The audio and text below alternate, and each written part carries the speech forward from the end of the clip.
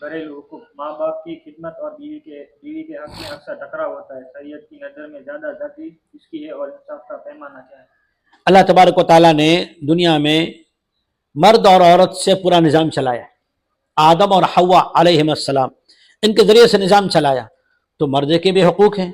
मर्द निकाह करके लाया, मर्द के माँ बाप का मसला है, तो मर्द के ज़िम्मे अपने माँ बाप का एहतराम करे। हकीकी माँ बाप है, उनकी खिदमत मर्द के ज़िम्मे है। अब औरत का क्या मसला? दुनिया कहती है ना इस्लाम ने औरत को क्या दिया।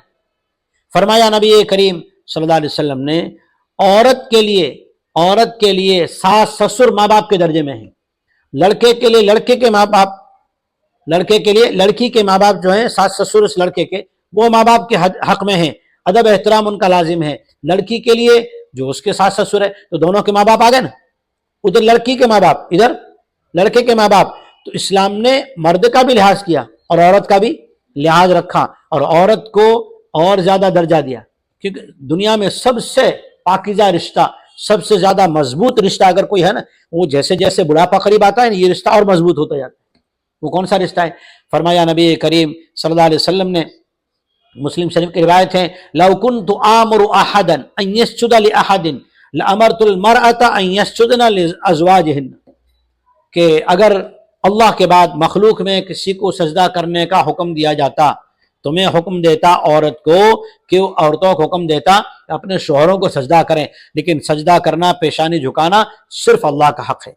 इसलिए जिम्मेदारी है कि जो माँ बाप जो है, लड़के के माँ बाप, वो आने वाले बहू को अपनी बेटी समझें, क्योंकि शरीयत ने इन दोनों को, सास ससुर को माँ बाप का दर्जा अदब एहतराम का दिया है। लड़के को चाहिए अपने सास ससुर को जो है वो माँ बाप का दर्जा अदब एहतराम के एतबार से दे। खिदमत जो है लड़के के जिम्मे है, माँ बाप की खूब खिदमत करे। इसीलिए तो एक बंदा आया और उसने जो है यूँ कहा, अपनी माँ को कंधे पे उठाकर हज करा दूँ तो नबी करीम सल्लल्लाहु अलैहि वसल्लम का फरमान है कि एक आह जो दुनिया में आते वक्त, पैदाइश के वक्त जो माँ के मुंह से निकली थी दर्द की वजह से, उसका भी हक अदा नहीं कर सकते।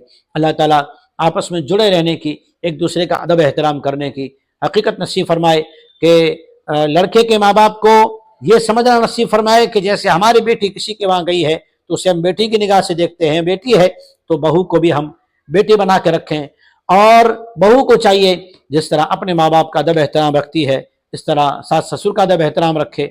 और लड़कों को चाहिए अपने माँ बाप की खिदमत खुद करें और सास ससुर का अदब एहतराम भी मलहूज रखें। एक बात ध्यान में रखें, नबी करीम सल्लल्लाहु अलैहि वसल्लम की सीरत में ये बात मिलती है और आज उम्मत में ये बात नहीं है, इसलिए बता रहा हूँ कि बाहर किसी से झगड़ा हो गया, कारोबार का कोई मसला हो गया, या कहीं गए थे और किसी से जो है कोई बहसबाजी हो गई, या तबीयत खराब थी और बाहर जो है टेंशन की वजह से आ गए, तो घर में आने के बाद बाहर के मसाइल को, बाहर के टेंशन को, बाहर के गुस्से को, बाहर के झगड़ों को घर वालों पे उसको न बहाए, घर में आके पहलवानी न दिखाए।